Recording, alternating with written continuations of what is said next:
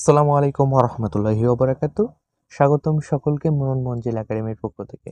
সাথে আছি আমি মোহাম্মদ আরিফুল ইসলাম। তো আজকে আমরা আলোচনা করতে যাচ্ছি উপপাদ্য 20 নিয়ে, এবং এই উপপাদ্য 20 আমরা খুব সহজে করার চেষ্টা করব।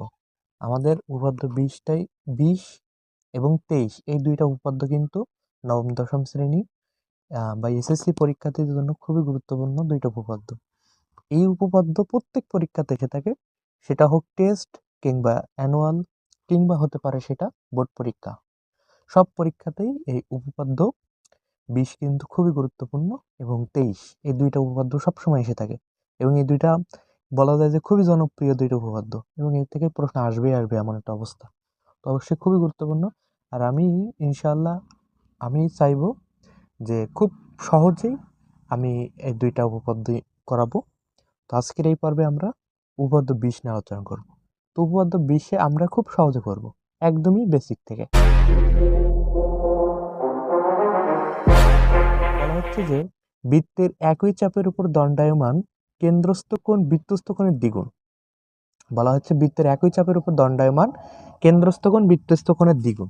তো যেহেতু বৃত্তের কথা বলা হয়েছে, তাহলে অবশ্যই আমাদের একটা বৃত্ত অবশ্যই লাগবে। অবশ্যই লাগবে কিনা? অবশ্যই লাগবে। তো আমরা যদি একটা বৃত্ত যদি আমরা আঁকি, আমরা যদি একটা বৃত্ত এঁকে নিই, আমি হাত দিয়ে আঁকতেছি, আমি কম্পাস দিয়ে করছি না, এমনি আঁকছি হাত দিয়ে। ওকে, তো আমরা একটা বৃত্ত আঁকলাম। তো এই বৃত্ত বলা হচ্ছে যে একই চাপের উপর দণ্ডায়মান কেন্দ্রস্থ কোণ বৃত্তস্থ কোণের দ্বিগুণ। আচ্ছা, তো বৃত্ত যেহেতু রয়েছে তার একটা কেন্দ্র থাকবে, এবং কেন্দ্রকে কেন্দ্র করে যে কোণটা হয় সেটাই বলা হয় কেন্দ্রস্থ কোণ। এটা হচ্ছে কেন্দ্র, তাহলে এখান থেকে ধরলাম কেন্দ্রস্থ কোণ, এবং কেন্দ্রস্থ কোণ থাকে, এবং বলা হয়েছে যে কেন্দ্রস্থ কোণ বৃত্তস্থ কোণের দ্বিগুণ। তাহলে বৃত্তস্থ কোণ কোনটা? বৃত্তস্থ কোণ হচ্ছে এটা, এই যে, এটা হচ্ছে আমাদের বৃত্তস্থ কোণ। তো তাহলে আমরা একটা নাম দিতে পারি, যে আমরা বৃত্তের ভিতরে যে ত্রিভুজ আঁকলাম, তো এখানে আমরা নামটা দিতে পারি কেন্দ্রস্থ কোণের যে নামটা, এখানে ও কেন্দ্র দিলাম, ধরলাম ও। এখানে আমরা এ দিতে পারি, এখানে বি দিতে পারি, এখানে সি দিতে পারি। ওকে, আমরা এতটুকু দিতে পারি। এটা হচ্ছে আমাদের কথা। এখন আমাদের বলা হয়েছে যে বৃত্তের একই চাপের উপর দণ্ডায়মান কেন্দ্রস্থ কোণ বৃত্তস্থ কোণের দ্বিগুণ। আমরা কেন্দ্রস্থ কোণ বৃত্তস্থ কোণ সবই আঁকলাম। তাহলে কেন্দ্রস্থ কোণ কোনটা? বি ও সি। বি ও সি হচ্ছে আমাদের কেন্দ্রস্থ কোণ, এবং বৃত্তস্থ কোণ বি এ সি, এটা হচ্ছে বৃত্তস্থ কোণ। তাহলে আমাদের মূল কথাটা কি? মূল কথাটা হচ্ছে কেন্দ্রস্থ কোণ বৃত্তস্থ কোণের দ্বিগুণ। খেয়াল করতে হবে, জিনিসটা খুবই ভালোভাবে বুঝতে হবে। কথাটা বোঝার জন্য আমি একটা জিনিস বলি। আমাদের বলা হয়েছে কি কেন্দ্রস্থ কোণ বৃত্তস্থ কোণের দ্বিগুণ। কেন্দ্রস্থ কোণ কি তাহলে? আমাদের কেন্দ্রস্থ কোণ হচ্ছে কোণ বি ও সি। এটা আমি বোঝার সুবিধার্থে বলছি। বি ও সি হচ্ছে কেন্দ্রস্থ কোণ, ইকুয়াল টু বলা হয়েছে কেন্দ্রস্থ কোণ বৃত্তস্থ কোণের দ্বিগুণ। বৃত্তস্থ কোণ কি? বি এ সি, কোণ বি এ সি। তাহলে কেন্দ্রস্থ কোণ ইজ ইকুয়াল টু বৃত্তস্থ কোণের দ্বিগুণ। এটা তো বৃত্তস্থ কোণ, তাহলে দ্বিগুণ কত? 2। তাহলে আমাদের প্রমাণ করতে হবে কি কেন্দ্রস্থ কোণ ইজ ইকুয়াল টু 2 বিএসি। এটাই হচ্ছে আমাদের প্রমাণ। এটাই কি আমাদের প্রমাণ করতে হবে। বোঝা গেছে? তাহলে আমাদের প্রমাণটা কি আসলে বোঝা গেছে? বুঝতে পেরেছি আর কি। তো তাহলে আমাদের এটা হচ্ছে প্রমাণ। এখন আমরা মানে যা লেখার আছে বা বিশেষ নির্বাচন যেগুলো আছে, বিশেষ নির্বাচন এগুলো আমাদের লিখতে হবে তো নাকি? অবশ্যই লিখতে হবে। তো আমরা বিশেষ নির্বাচনটা লিখি, আমি লিখে নিচ্ছি। ওকে, তো আমরা বিশেষ নির্বাচনটা লিখে নিলাম, আমি বুঝিয়ে দিচ্ছি। তো আমরা বিশেষ নির্বাচনটা কিভাবে লিখতে পারি? যেহেতু আমাদের বলা হয় এটা একটা ও কেন্দ্র বিশিষ্ট একটা বৃত্ত, তাই বলবো যে মনে করি ও কেন্দ্র বিশিষ্ট একটি বৃত্তের যেটার কেন্দ্রস্থ কোণ কি বি ও সি। একটি বৃত্তের, আচ্ছা ভালো কথা, আগে বুঝতে হবে এখানে বিএসি চাপের উপর দণ্ডায়মান। বিএসি হচ্ছে এটা একটা চাপ। তো আমরা বলবো যে মনে করি ও কেন্দ্র বিশিষ্ট একটা বৃত্তের বিএসি চাপের উপর দণ্ডায়মান কেন্দ্রস্থ কোণ হচ্ছে কি বিওসি, এবং বৃত্তস্থ কোণ বি এসি। বৃত্তস্থ কোণ কি? বিএসি। ওকে, লিখলাম। প্রমাণ করতে হবে যে কেন্দ্রস্থ কোণ বৃত্তস্থ কোণের দ্বিগুণ, যে জিনিসটা আসলে বলতেছিলাম, এই যে লেখাগুলো, এটা কোথা থেকে করলাম, আমি যেটা বুঝিয়ে দিয়েছিলাম সেটাই কিন্তু। ওকে, এটাই তো প্রমাণ করতে হবে। এই যে তো প্রমাণ করতে হবে যে কেন্দ্রস্থ কোণ BOC is equal two 2BAC। ওকে, এটা আমাদের বিশেষ নির্বাচন চলে গেল। এখন আমাদের অঙ্কন যে জিনিসটা, যেখানে কিন্তু অঙ্কনের ক্ষেত্রে এবি এবং এসি কি কেন্দ্রগামী কিন্তু যা নয়। এবি এবং এসি এই দুটা কি কেন্দ্রগামী যা নয়, এটা কিন্তু কেন্দ্রগামী যা নয়। এই জন্য আমরা কি করতে পারি, এ থেকে এই বরাবর আমরা একটা কি করতে পারি, রেখা একে আমরা এডি রেখা আঁকবো আমরা এখানে, বা যে কোনো নাম দিতে পারি। পরীক্ষা আমাদের যে কোনো নাম দিতে পারে, কিন্তু আমরা জিনিসটা যদি বুঝে যাই তাহলে কিন্তু আমাদের কোনো কিছুই আসলে কঠিন না। তো আমরা এখান থেকে একটা রেখাকে এ থেকে, তাহলে আমরা এটার নাম দিলাম ডি, এডি রশ্মি আমরা আঁকলাম। তো তো যেহেতু এটা একটা কেন্দ্রগামী যা নয়, তাই আমরা এডি রেখাংশ আঁকি, তাহলে আমরা অঙ্কনটা হলে কি লিখতে পারি, তো যেহেতু এবি এবং এসি, আমরা অঙ্কনটা তাহলে বললাম যে যেহেতু অঙ্কন হচ্ছে এবি এবং এসি যা কেন্দ্রগামী নয়, এই জন্য কেন্দ্র দিয়ে একটা রেখাংশ আঁকি, রেখাংশটা কি এডি, আমরা এডি রেখাংশটা আঁকলাম, এডি রেখাংশ আঁকছি, ভালো কথা। এখন আমাদের মূল কথা আমাদের প্রমাণ করতে হবে। তো এখন আমরা প্রমাণ করব। তো প্রমাণটা দেখি, আমরা খুব সহজে করবো ইনশাল্লাহ, বই থেকেও আমরা খুব সহজে করার চেষ্টা করব প্রমাণ। ওকে, আমরা বই থেকে সহজ মানে জিনিসটাকে সহজ করার চেষ্টা করব বোঝানোর। তো এখানে খেয়াল করতে হবে যে জিনিসটা আমার কিন্তু বুঝতে হবে, ভালোভাবে বুঝতে হবে। তুমি যদি পুরো ক্লাসটা ভালোভাবে মনোযোগ দিয়ে করো ইনশাল্লাহ, এই উপপাদ্য 20 এবং 23 নিয়ে তোমার সমস্যা হবে না। আজকের ভিডিওটা তো উপপাদ্য 20 নিয়ে করতেছি, পরবর্তী ভিডিও উপপাদ্য 23 নিয়ে করবো ইনশাল্লাহ, তোমার পরীক্ষা খুবই কাজে লাগবে। তো আমরা যে জিনিসটা আমি বলতে চাচ্ছি, দেখো তো, যখন এই আমরা যদি ভালো রাখি, যখন আমরা এটা তো আমাদের মানে এটা ছিল, তো ও ডি, তো যখন আমরা এই রেখাংশ ভাগ করে দিলাম, জিনিসটা প্রথমত এমন ছিল, যখন আমরা রেখাংশ দ্বারা ভাগ করে দিয়েছি, তাহলে তখন কি দুইটা ত্রিভুজে পরিণত হয়েছে না? তো এখানে দুইটা ত্রিভুজ, একটা হচ্ছে ত্রিভুজ এ ও বি, এখানে দুইটা ত্রিভুজ, কিন্তু একটা হচ্ছে ত্রিভুজ এ ও বি, অপরটা কি ত্রিভুজ এ ও সি, আরেকটা ত্রিভুজ কি এ ও সি। এখন এই দুই ত্রিভুজ নিয়ে আমাদের কাজ হবে, দুইটা ত্রিভুজ নিয়ে আমাদের মূলত কাজ হবে। তো প্রথমত ত্রিভুজ এ ও বি নিয়ে কাজ করি, তাহলে ত্রিভুজ এ ও বি নিয়ে কাজ করব প্রথমত।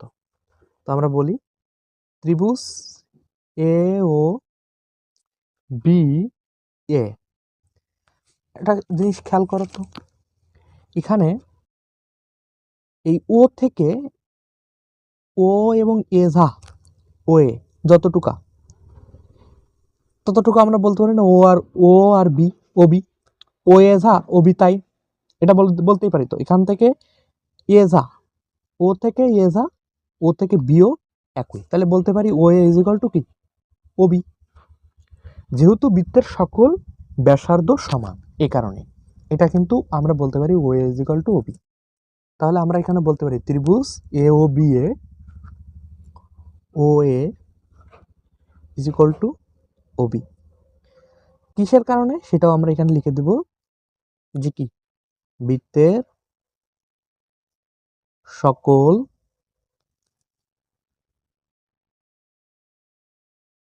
ব্যাসার্ধ সমান। ওকে, যেহেতু এই ত্রিভুজে ও এ এবং ও বি এর বৃত্তের যেহেতু সকল ব্যাসার্ধই সমান, তাহলে আমরা বলতে পারি ও এ মানে ও বি আর C O A is equal to সমান বলতে পারি। তো সেটা কিসের জন্য আমরা বলেই দিলাম, যে যেহেতু বৃত্তের সকল ব্যাসার্ধ সমান, এই কারণে দিলাম। আচ্ছা, ভালো কথা। অতএব যেহেতু সকল ব্যাসার্ধ সমান, আমরা বলতে পারি যে, আর অতএব তাহলে আমরা এই যে ত্রিভুজ এ ও বি, এটা একটা কি বা A B O, A B ও বা এ ও বি একই কথা, একটা কি সমবাহু ত্রিভুজ, সম দ্বিবাহু ত্রিভুজ, সমদ্বিবাহু ত্রিভুজ।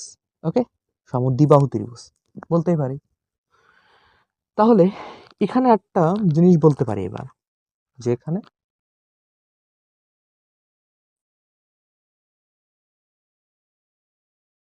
তো এখানে আমরা আরেকটা জিনিস কিন্তু বলতে পারি, সেটা কি, আমরা কিন্তু এটাও বলতে পারি যে এই যে ত্রিভুজটা, ত্রিভুজ ও এ বি, আমাদের এখানে মানে এই যে ত্রিভুজটার ও এ বি কোনটা, মানে কি ও এ বি এবং কি ও বি এ, ঠিক আছে,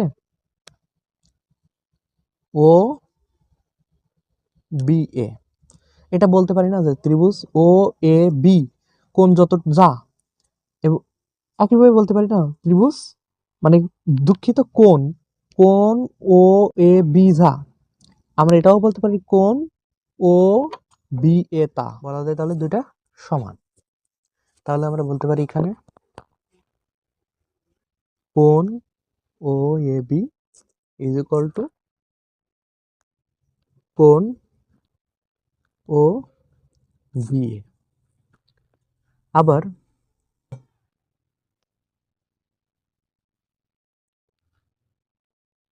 যেহেতু আমরা দেখো, যেহেতু আমরা এখানে একটা রেখাংশ আঁকছি, যেহেতু আমরা রেখাংশ আঁকছি, সেহেতু এখানে যে দুইটা ত্রিভুজ অর্থাৎ ও এ বি এবং বা এ O B, A O B এবং এ ও সি, এই দুইটা ত্রিভুজের এখানে আমাদের বহিস্থ কোণের সৃষ্টি হয়েছে।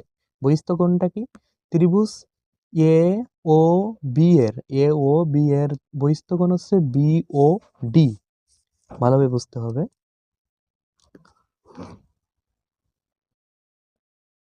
যখন আমরা এই এডি রেখাংশ আঁকলাম, এডি,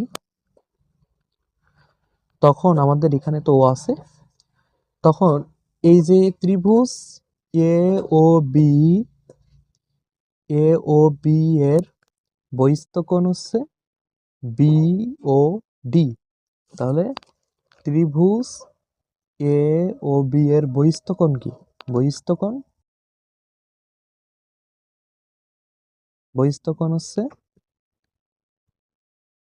B O D, B O D, এবং ত্রিভুজ এ ও সি এর, ত্রিভুজ এ ও সি এর বহিস্থ কোণ,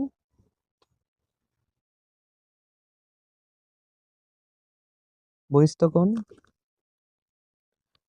তাহলে কি হবে ডি ও সি,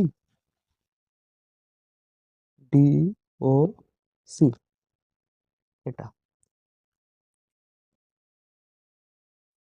তাহলে বুঝতে হবে এখানে বহিস্থ কোণটা কি, এই যে ত্রিভুজ আমাদের এ ও বি এর, এই এ ও বি এর বহিস্থ কোণ হচ্ছে বি ও ডি, এবং ত্রিভুজ এ ও সি এর বহিস্থ কোণ কি ডি ও সি, এটা হচ্ছে বহিস্থ কোণ।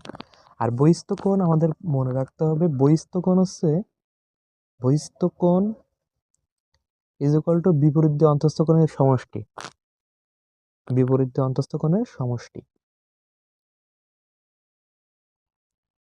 বিপরীত দুই অন্তস্থ কোণের সমষ্টি, এগুলো কাজে লাগবে, কোণের সমষ্টি। বিপরীত দিয়ে অন্তস্থ কোণের সমষ্টি কেমন সেটাও আমরা দেখিয়ে দেব।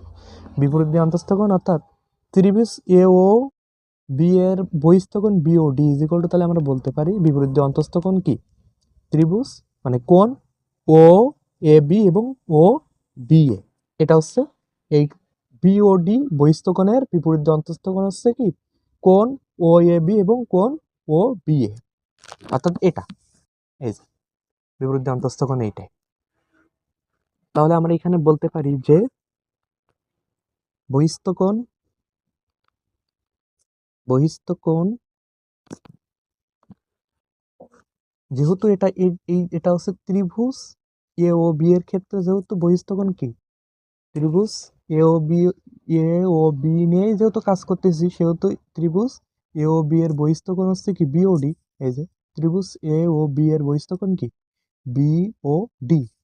তাহলে বহিস্থকোণ B O D equal to আমরা বলতে পারি যে যেহেতু বলেছি যে বহিস্থকোণ ইজ ইকুয়াল টু বিপরীত দিয়ে অন্তস্থ কোণের সমষ্টি, তাহলে এখানে আমাদের ত্রিভুজ এ ও বি এর বহিস্থকোণ বিওডি, বিওডির বিপরীত দিয়ে অন্তস্থ কোণ হচ্ছে কোণ ও এ বি এবং কোণ ও বি এ।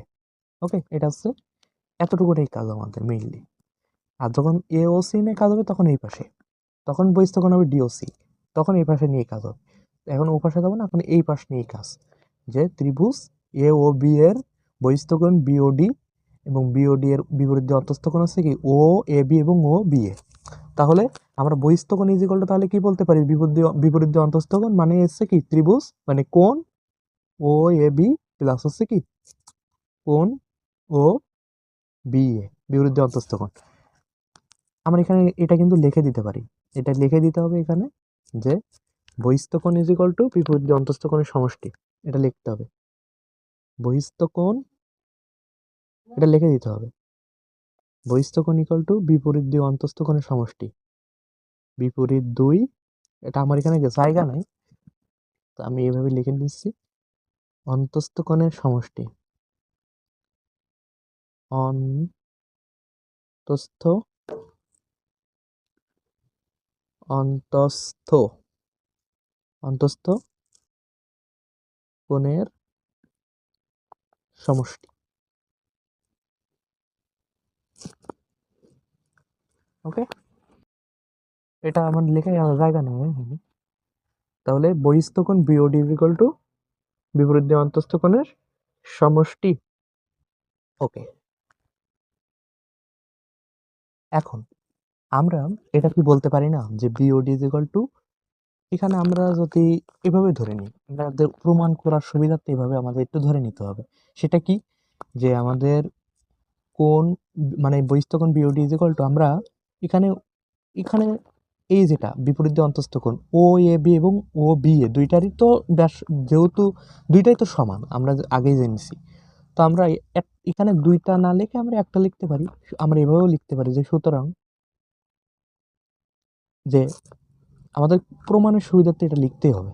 কি কি করতে পারি আমরা এখানে দুইটা এখানে এভাবে না লিখে আমরা এখানে দুই দিয়ে ও এ বি এভাবে লিখতে পারি আমাদের প্রমাণের সুবিধার্থে, কারণ দুইটাই তো সমান সেহেতু দুই দিয়ে গুণ করলে যে কোনো একটা, আমরা যদি বলি এভাবে বলি যে কি এখানে আমরা কথা হলো যে এখানে এখানে দুই, আমরা যদি মানটা ধরি এখানে দুই, এখানে যদি দুই থাকে আমরা যদি একটুখানি বোঝার সুবিধাতে বুঝতে হবে, ভালোভাবে না বুঝলে কিছুই হবে না, এটা ভালোভাবে বুঝতে হবে। বিওডি ইজ ইকুয়াল টু বলতে পারি কি কোণ ও এ বি প্লাস হচ্ছে কি কোণ ও বি এ।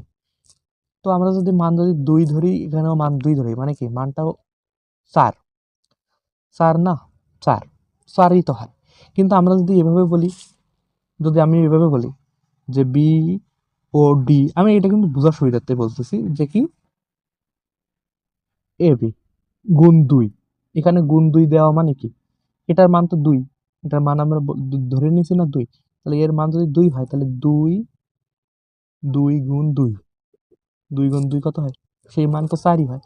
তো আমরা এখানে ঠিক একইভাবে এই ও A B plus O B এ এই এমনভাবে না লিখে আমরা শুধুমাত্র টু ও এ বি এভাবে লিখতে পারি আমাদের প্রমাণের সুবিধার্থে।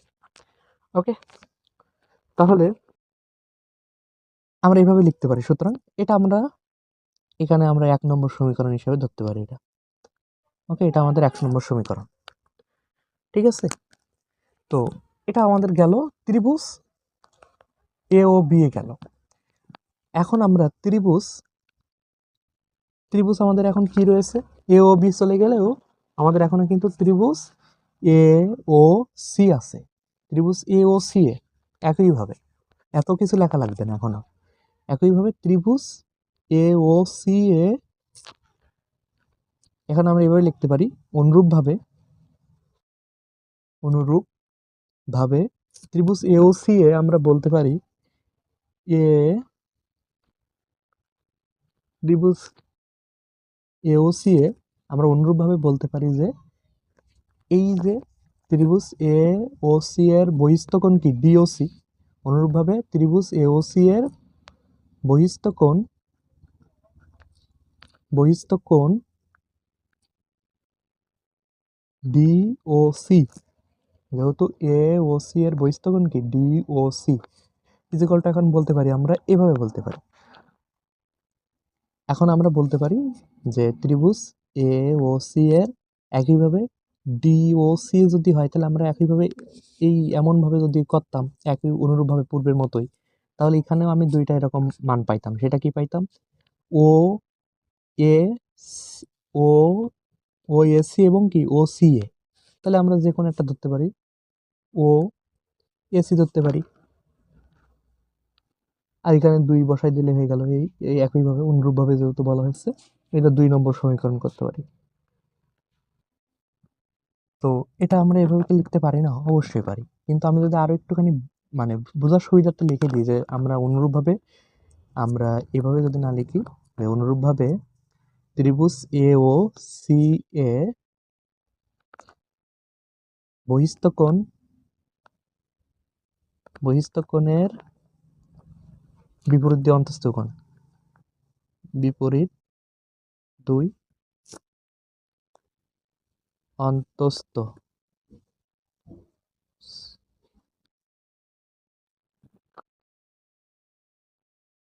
অন্তস্থ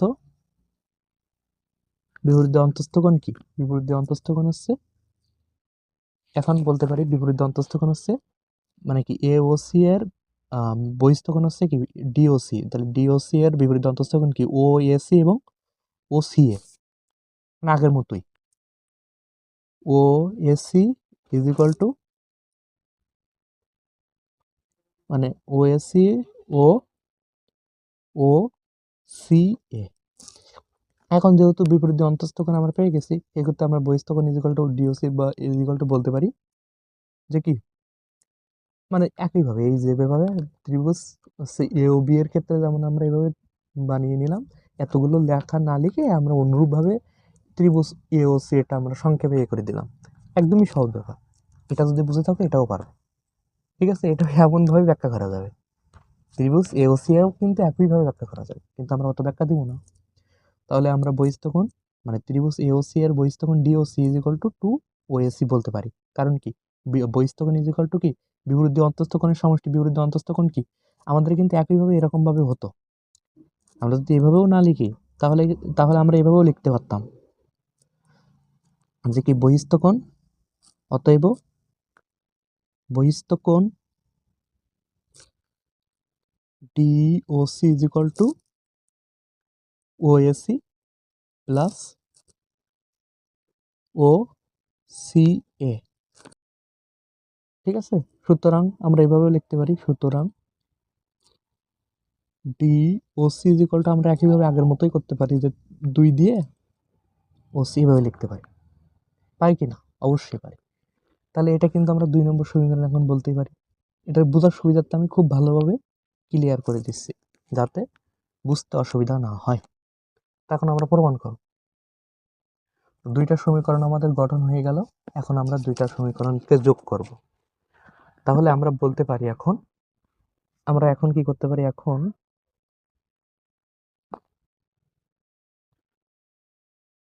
আমরা 2টা সমীকরণকে যোগ করতে পারি। তাহলে বলতে পারি এখন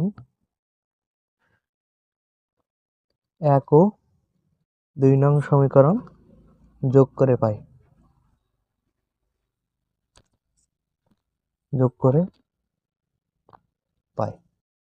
কি পাবো? তাহলে বলতে পারি 1 ও 2 নং সমীকরণ এখন যোগ করি। তাহলে 1 নম্বর সমীকরণে ছিল আমাদের 1 নম্বর সমীকরণে কি ছিল BOD is equal to 2 O A B, এবং 2 নম্বর সমীকরণ ছিল কোণ সে কি ডিওসি ইজ ইকুয়াল টু 2 কোণ ওএসি, দুইটা যোগ করে দিই। তাহলে দুইটা কোণ যদি আমরা যোগ করে দিই তাহলে আমরা বলতে পারি দুইটা সমীকরণ B O D plus B O D D O C is equal to O A B plus two O AC. এখন খুবই সহজ ব্যাপার, বুঝতে হবে ব্যাপারটা। এখন খেয়াল করুন যে আমরা যেহেতু বলতেছি যে এখানে ত্রিভুজ ত্রিভুজ এখানে আমাদের যে ত্রিভুজ এওসি এর ত্রিভুজ এওবি এর বহিস্থকোণ ছিল বিওডি এবং এওসি এর বহিস্থকোণ ছিল ডিওসি। তাহলে আমরা যদি বলি সম্পূর্ণ, যদি বলা হয় যে দুইটা মানে ইসের এই সম্পূর্ণ বহিস্থকোণটা কি আমাদের বিওডি এবং ডিওসি। খেয়াল করুন ভালোভাবে, বিওডি এবং ডিওসি দুইটা ভাগ না, বিওডি এবং ডিওসি দুইটা তো ভাগ। তাহলে আমরা সম্পূর্ণ দুইটা পরিবর্তে আমরা এইভাবেও বলতে পারি যে কি কোণ বিওসি ইকুয়াল টু, তাহলে বলা যেতে পারে যদি আমরা বলি যে কোণ বিওসি ইকুয়াল টু, আমরা বলতেই পারি না যে কি কোণ বিওডি, কোণ বিওডি প্লাস কোণ ডিওসি, এটাও তো বলা যেতে পারে কোণ ডিওসি, কারণ দুইটার সমষ্টি হয়ে এই বিওসি হয়, তাই তো নাকি? এটাই তো হচ্ছে। তাহলে আমরা এই কোণ বিওডি এবং কোণ ডিওসি এর পরিবর্তে কোণ বিওসি লিখতে পারি। তাহলে কোণ বিওডি প্লাস কোণ ডিওসি এর পরিবর্তে কোণ বিওডি প্লাস কোণ ডিওসি এর পরিবর্তে আমরা কোণ বিওসি লিখতে পারি। তাহলে বা এখানে আমরা বলতে পারি কোণ বিওসি ইজ ইকুয়াল টু, এখন আমরা এখানে যেটা করতে পারি লিখে দিতে পারি, এখানে 2 আমরা এখানে কমন নিলাম, কমন নেওয়া মানে ভাগ, তাহলে 2 ভাগ হয়ে গেলে এখানে কোনো 2 থাকবে না, কোনো কিছুই থাকবে না। তাহলে কোণ ও এ বি কমন নেওয়া মানে ভাগ, তাহলে 2 2 ভাগ মানে এখানে কোনো সংখ্যাই থাকবে না। তাহলে কোণ ও এ বি প্লাস কোণ ও এসি আমরা ভাগ নিলাম, কমন নিলাম, এখানে 2 কমন নিলাম। বা এখন বলতে পারি যে কি কোণ বিওসি ইজ ইকুয়াল টু, এখন কি বলা হয়েছিল যে এখন এই যে কথাটা যে কোণ ও এ বি প্লাস কোণ ও এসি, ভালোভাবে বুঝতে হবে, কোণ ভালোভাবে বুঝি, কোণ এ ও এ বি এবং কোণ ও এ সি, এই সম্পূর্ণটা এখন এই সম্পূর্ণটার পরিবর্তে এখন আমরা লিখতে পারি কি, জিনিসটা এখন বুঝতে হবে এখানে ভালোভাবে। এখানে দুইটা কোণের সৃষ্টি এখন না, সে কোণ ও এ বি প্লাস হচ্ছে কি কোণ ও এ সি, কোণ ও এ কোণ ও A B, O A B এবং ও এ সি, এই সম্পূর্ণটার পরিবর্তে আমরা বলতে পারি যে কি বিএসসি বলতে পারি, বিএসসি বলতে পারি। এই কোণ বিএসসি ইজ ইকুয়াল টু কোণ এ ও বি এবং কোণ এ ও সি এর সমষ্টি দুইটা। তাহলে আমরা এখানে তাহলে কি বলতে পারি যে বিওসি ইজ ইকুয়াল টু 2 কোণ বিএসসি, প্রমাণিত। ওকে, বুঝছো কিনা বুঝো নাই, এখানে তুমি বুঝেছো বিষয়টা কি বুঝেছো? বিষয়টা এমন না যে আমাদের, আমি যদি একটুখানি ক্লিয়ার করে রাখি, জিনিসটা ছিল এ বি সি ডি, এখানে ও, তো এখানে কোণ কোণ হচ্ছে ও এ বি এবং কোণ ও এ সি।